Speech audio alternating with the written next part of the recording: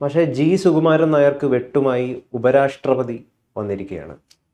താങ്കളാണ് എല്ലാം എന്ന് കരുതരുത്, മറ്റുള്ളവരും വരട്ടെ ആ സ്ഥാനത്ത്. മന്നം പത്മനാഭൻ്റെ കോൺട്രിബ്യൂഷൻ കൊണ്ട് കെട്ടിപ്പടുത്ത നായർ പ്രസ്ഥാനം, വലിയൊരു കർമ്മയോഗിയായിരുന്നു അദ്ദേഹം. അതിൻ്റെ ലെഗസി കാത്തു സൂക്ഷിക്കേണ്ടവരാണ് എല്ലാവരും. ഏകഛത്രാധിപന്മാരെ പോലെ സെക്രട്ടറിമാർ, ജനറൽ സെക്രട്ടറിമാർ പെരുമാറണമെന്നാണ് അദ്ദേഹം അടിസ്ഥാനപരമായിട്ട് ഉദ്ദേശിച്ചിരിക്കുന്നത്. എന്താണ് ഇതിൻ്റെ രാഷ്ട്രീയ വശം? എന്താ ഇതിൻ്റെ ഒരു രാഷ്ട്രീയം എന്ന് പറഞ്ഞാൽ, വളരെ ശക്തമായിട്ടുള്ള രീതിയിൽ NSSനകത്തേക്ക് BJP പടർന്നു കയറാനായിട്ട് ആഗ്രഹിക്കുന്നുണ്ട് എന്നുള്ളതാണ്. അത് ഒരു ലക്ഷ്യമായിട്ട് എടുത്തിരിക്കുന്നു. കാരണം 2 or 3 വട്ടം BJP നേതാക്കളെ സുകുമാരൻ നായർ അപമാനിച്ചിട്ടുണ്ട് എന്നാണ് അവർ കണക്കാക്കുന്നത്. സുരേഷ് ഗോപി, അതേപോലെ ഈ ഉപരാഷ്ട്രപതി രാധാകൃഷ്ണൻ, ബംഗാൾ ഗവർണറായിരുന്ന ആനന്ദ ബോസ്, ഇവർ 3 പേരെയും മന്നം സമാധിയിൽ കയറ്റാൻ അനുവദിച്ചില്ല എന്നുള്ളതാണ്. നിങ്ങൾ കയറണ്ട.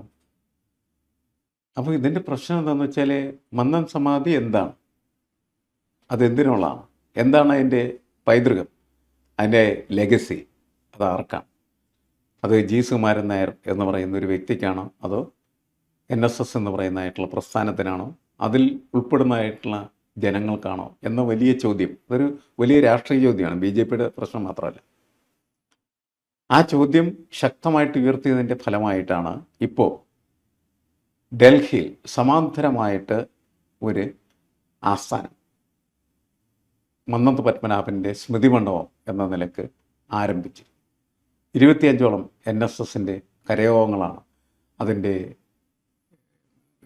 ഉടമസ്ഥത, അല്ലെങ്കിൽ അതിൻ്റെ വക്താക്കൾ, അല്ലെങ്കിൽ അതിൻ്റെ പൈതൃകം അവിടെ ഏറ്റെടുത്തിരിക്കുന്നു. ആ സമ്മേളനത്തിൽ, ആ സ്മൃതി മണ്ഡപ ഉദ്ഘാടന സമ്മേളനത്തിൽ BJP നേതൃത്വമല്ലാതെ മറ്റൊരാളെയും അവർ കയറ്റിയില്ല. മറ്റൊരാളും അതിൻ്റെ അകത്തില്ല. ഉണ്ടാ? അതെ, ഇല്ല.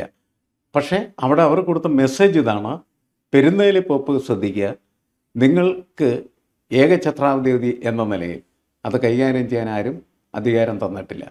മാത്രമല്ല, മന്നത്ത് പത്മനാഭനെ പോലെയുള്ള മഹാനായിട്ടുള്ള ഒരു മനുഷ്യൻ്റെ സ്മൃതി മണ്ഡപത്തിലേക്ക് ആർക്കും വരാം, ഏത് ജാതിക്കും വരാം. ജാതിയോ മതമോ ഒന്നും പ്രശ്നമില്ലാതെ എല്ലാ മനുഷ്യരെയും ഉൾക്കൊള്ളാൻ പറ്റുന്ന വളരെ ഇൻക്ലൂസീവായിട്ടുള്ള ഒരു ക്യാരക്ടറായിരുന്നു മന്നത്ത് പത്മനാഭൻ. അത് മനസ്സിലാക്കണ്ടേ? അത് മനസ്സിലാക്കാൻ നിങ്ങൾക്ക് കഴിയില്ലെങ്കിൽ ഇവിടം കൊണ്ട് നിങ്ങൾ മനസ്സിലാക്കും. നേരത്തെ ഒരു ഭീഷണി കൂടിയാണ്. അതൊരു ഭീഷണിയാണ്. മാത്രമല്ല, ഇതിൻ്റെ പ്രത്യേകത എന്താണെന്ന് വെച്ച് കഴിഞ്ഞാൽ, ഈ കേരളത്തിലുള്ള NSS യൂണിറ്റുകളും ഡൽഹിയിലുള്ള NSS യൂണിറ്റും തമ്മിൽ ബന്ധം ഇല്ല. ബന്ധം വേണ്ട, അങ്ങനെ സ്വതന്ത്രമായി പ്രവർത്തിക്കാം എന്നത് കിടങ്ങൂരിൻ്റെ കാലത്ത് തന്നെ തീരുമാനിക്കപ്പെട്ട ഒരു വിഷയമാണ്. അതുകൊണ്ടാണ് ഇതൊരു വിഷയമായി ഇപ്പോൾ പോകുന്നത്. ഡൽഹി സ്വതന്ത്രമാണ്, അതൊരു സ്വതന്ത്ര റിപ്പബ്ലിക്കാണ് ശരി NSSൻ്റെ. അതുകൊണ്ട് അവരവരുടെ സ്വതന്ത്ര റിപ്പബ്ലിക്കിൽ അവരെന്ത് ചെയ്തു? അവരുടെ നയപരിപാടികൾ നടപ്പിലാക്കാനായിട്ട് തീരുമാനിച്ചു. ഡൽഹി ഭരിക്കുന്നത് ഇപ്പോൾ BJP ആണ്. അതുകൊണ്ട് ഈ ഡൽഹി നായർ എന്ന് പറയുന്ന ഒരു പ്രയോഗം, അതെനിക്ക് തോന്നുന്നത് സുകുമാരൻ നായരുടെ ഭാഗത്ത് നിന്ന് വന്നതാണോ എന്ന് എനിക്കറിയില്ല. കാരണം ശശി തരൂരിനെ കുറിച്ച് സംസാരിക്കുന്ന സമയത്താണ് അങ്ങനെ ഡൽഹി നായരാണ് എന്ന നിലയ്ക്ക് സംസാരിച്ചിരുന്നത്. അപ്പോൾ ഡൽഹി നായർ എന്ന് പറയുന്ന ഒരു നായരുണ്ട്. ആ നായന്മാരെല്ലാവരും കൂടി ഇപ്പോൾ തീരുമാനിച്ചിരിക്കുന്നത്, ഈ കേരളത്തിലെ ജി സുകുമാരൻ നായർ എന്ന് പറയുന്നതായിട്ടുള്ള നായർ ഞങ്ങളെ എങ്ങനെ അങ്ങ് ഭരിക്കേണ്ട എന്നാണ്. ഞങ്ങൾ മറ്റൊരിടമുണ്ടാക്കിയിരിക്കുന്നു, ഇത് സമാന്തരമായിട്ടുള്ള ഒരു ലോകമാണ്, ഇവിടെ ഞങ്ങളെല്ലാവരെയും എന്ത് ചെയ്യുന്നു? അനുവദിക്കുന്നു വരാനായിട്ട്. നിങ്ങളൊരു ഫ്യൂഡൽ മാടമ്പിയെ പോലെ ആരെയും അവിടെ കയറ്റായിരിക്കുന്നു. ഇന്ത്യയുടെ ഉപരാഷ്ട്രപതിയെ കയറ്റുന്നില്ല, അതുപോലെ തന്നെ MP ആയിരുന്ന സുരേഷ് ഗോപിയെ കയറ്റുന്നില്ല, ബംഗാൾ ഗവർണറായിരുന്ന ആനന്ദ ബോസിനെ കയറ്റും. എന്താണ് നിങ്ങൾ കാണിക്കുന്നത് എന്ന് ചോദിക്കുകയും ഭീഷണിപ്പെടുത്തുകയും ചെയ്തു എന്ന് തന്നെയാണ് നമ്മൾ അതിനകത്ത് മനസ്സിലാക്കേണ്ടത്. എന്ന് വെച്ചാൽ പുതിയൊരു ലോകം അവർ തുറന്നു. സുകുമാരൻ നായരോട് ആ ലോകത്തേക്ക് നോക്കിക്കോളാൻ പറഞ്ഞിരിക്കുകയാണ്. സുരേഷ് ഗോപി പ്രതികരിച്ചത് ഒരു കോസ്മിക് ലോ ആണ്, പ്രകൃതിയുടെ ഒരു ശക്തിയാണ്. സ്വാഭാവികമായിട്ടും പല മാറ്റങ്ങളും പെരുന്നയിൽ അല്ലെങ്കിൽ അവിടെ സംഭവിക്കും, അത് വരാനിരിക്കുകയാണെന്ന് അദ്ദേഹം പറയുകയാണ്. ഇതിലിപ്പം ഉപരാഷ്ട്രപതി പറഞ്ഞിരിക്കുന്ന എക്സാക്റ്റ് വാക്കുകൾ എന്ന് പറയുന്നത്, ഇന്നയാളെ വരാൻ പാടുള്ളൂ, മറ്റേയാൾ വരാൻ പാടില്ല തുടങ്ങിയ രീതിയിലുള്ള പ്രവണത അവസാനിപ്പിക്കണം, എല്ലാവരും വരട്ടെ എല്ലാവരും ഒന്നിച്ച് ഒരുമിച്ച് മുമ്പോട്ട് പോകാം എന്നുള്ളതാണ്. അപ്പോൾ ഇത് കൃത്യമായിട്ടും സുകുമാരൻ നായരെ മുമ്പോട്ട് എന്താണ് പരോക്ഷമായിട്ട് അദ്ദേഹത്തിന് നേരെയുള്ള പ്രതികരണമാണ്. ഇതിലിപ്പം വി.ഡി. സതീശൻ കൂടി വിജയിക്കുകയാണ്. അല്ലേ, ഇതിൻ്റെ പ്രശ്നം എന്ന് വെച്ചാൽ സുകുമാരൻ നായരുടെ സ്വഭാവത്തെ അങ്ങനെ കേരളം സ്വീകരിച്ചിട്ടുണ്ടെന്ന് ചോദിച്ചാൽ ഇല്ല. കേരളത്തിന് ഇഷ്ടമുള്ള ഒരു സ്വഭാവമല്ല സുകുമാരൻ നായരുടെ, അല്ലേ? അതുകൊണ്ട് തന്നെ അതിശക്തമായിട്ടുള്ള രീതിയിൽ അതിൽ NSSനകത്ത് നമ്മൾ കാണേണ്ടതെന്താണെന്ന് വെച്ചാൽ ഇത് NSSുമായി ബന്ധപ്പെട്ട വിഷയമാണ്. NSSനകത്ത് സുകുമാരൻ നായർക്കെതിരെ നല്ല പടയൊരുക്കമുണ്ട്. ആ പടയൊരുക്കം കുറേ കഴിയുമ്പോൾ സംഭവിക്കുന്നത് എന്താണെന്ന് വെച്ചാൽ സുകുമാരൻ നായർ പുറത്തു പോകുന്ന രീതിയിലേക്ക് എത്തിച്ചുവിടായില്ല. കേരളത്തിന്റെ മുഖ്യമന്ത്രിയും അത്തരത്തിലുള്ള പടയൊരുക്കം നടത്തുകയാണ്. ഇപ്പൊ ഏറ്റവും ഒടുവിലത്തുണ്ടായ ഒരു സംഭവം എന്താ, റിപ്പോർട്ട് ചെയ്ത വാർത്ത, അദ്ദേഹത്തിന് ക്ഷണം നൽകിയില്ല, പലതവണ സുകുമാരൻ നായരെ കാണാൻ കൂട്ടാക്കിയില്ല എന്നുള്ളതാണ്. അതിൻ്റെ കാരണം എന്ന് പറയുന്നത് വ്യക്തിപരമായിട്ട് സുകുമാരൻ നായർ സതീശനെ എന്ത് ചെയ്തിരുന്നു, ആക്ഷേപിച്ചിരുന്നു, അല്ലേ? തിണ്ണനിറങ്ങാൻ സമുദായ നേതാക്കളുടെ തിണ്ണനിറങ്ങാൻ നടക്കില്ല എന്ന് പറഞ്ഞിട്ട് എൻ്റെ തിണ്ണനിറങ്ങാൻ നീ വന്നില്ല എന്നുള്ള രീതിയിൽ സംസാരിച്ചു. ഇതാണ് പ്രശ്നമായത്. അപ്പം അതുകൊണ്ട് അവർ തമ്മിൽ വ്യക്തിപരമായിട്ടുള്ള വലിയ ഒരു ഗർത്തം നിലനിൽക്കുന്നുണ്ട്. മുഖ്യമന്ത്രി ആയതിനു ശേഷവും സുകുമാരൻ നായർ ചെയ്ത ആ പ്രവൃത്തിയോട് പൊരുത്തപ്പെടാൻ സതീശൻ തയ്യാറായിട്ടില്ല. അതാണ് അവിടെ പ്രകടമാകുന്നത്.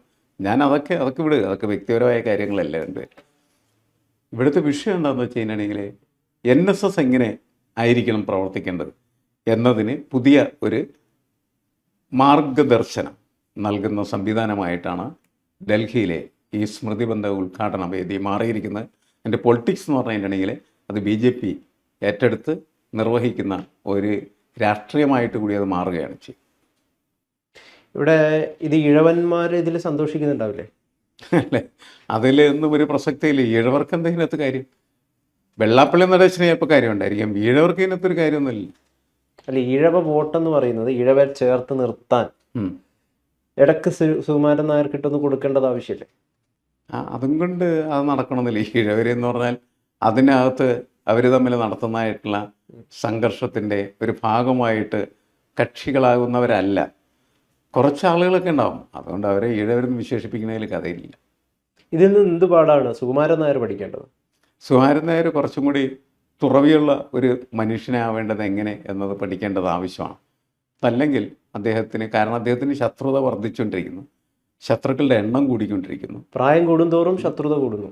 അല്ല, അദ്ദേഹത്തിൻ്റെ പ്രവർത്തനത്തിൻ്റെ ഫലമായിട്ട് ഉണ്ടാകുന്ന ശത്രുത വർദ്ധിച്ചുകൊണ്ടിരിക്കുകയാണ് എന്ന് മനസ്സിലാക്കി, എന്നാൽ ആ ശത്രുക്കളെ നേരിടാൻ ആവശ്യമായിട്ടുള്ള പ്രതിരോധ നിരകൾ കുറയുകയും ചെയ്യും. കാരണം അവിടെയുള്ളൊരു പ്രശ്നമാണ്. ശത്രുക്കൾ കൂടുന്നു, പ്രതിരോധം കുറയുന്നു. ശത്രുവിൻ്റെ ആക്രമണം ഏത് സമയത്തും ഉണ്ടാകാം. ശത്രുവിൻ്റെ ആക്രമണം എന്ന് പറയുന്നത് BJPയുടെ ആക്രമണം. അതായത് NSSനെ വിഴുങ്ങുകയാണ് BJP എന്നാണോ മാഷ് പറയുന്നത്? അല്ല, BJP എന്തായാലും അതിൻ്റെ അകത്തേക്ക് ടാർഗറ്റ് ചെയ്തിരിക്കും. ടാർഗറ്റ് ചെയ്യാൻ കാരണം, അതായത് BJPയുടെ ടാർഗറ്റ് എന്ന് പറയുന്നത് ഒരു സർജിക്കൽ സ്ട്രൈക്കാണ് പെരുന്നയിലേക്ക്, മന്നത്തേക്ക്. ആ സർജിക്കൽ സ്ട്രൈക്കിൽ സുകുമാരൻ നായരെ വീഴ്ത്തുക എന്നുള്ളതാണ് പ്രധാന ലക്ഷ്യം. തീർച്ചയായിട്ടും അതങ്ങനെ തന്നെയാണ് സംഭവിക്കാനുള്ള സാധ്യതയുള്ളത്. NSSൽ വളരെയധികം BJPക്കാർ നേരത്തെയുമുണ്ട്. BJPക്ക് ഒരു ഡോമിനൻസ് ഉള്ള ഒരു സമുദായമാണ് യഥാർത്ഥത്തിൽ നായർ സമുദായം. പക്ഷേ സുകുമാരൻ നായർ ഇങ്ങനെ നിൽക്കുന്നതിൻ്റെ ഫലമായിട്ട് അത് പല ഘട്ടങ്ങളിലും അവർക്ക് അസ്വസ്ഥതയും അലോസരവും ഉണ്ടാക്കിയിട്ടുണ്ട് എന്നുള്ളതാണ് പ്രശ്നം. അതിന് ഒരു എന്താണ് മരുന്ന് പ്രയോഗം, അതാണ് ഡൽഹിയിലെ ഈ സംഭവം എന്നാണ് ഞാൻ കണക്കാക്കുന്നത്.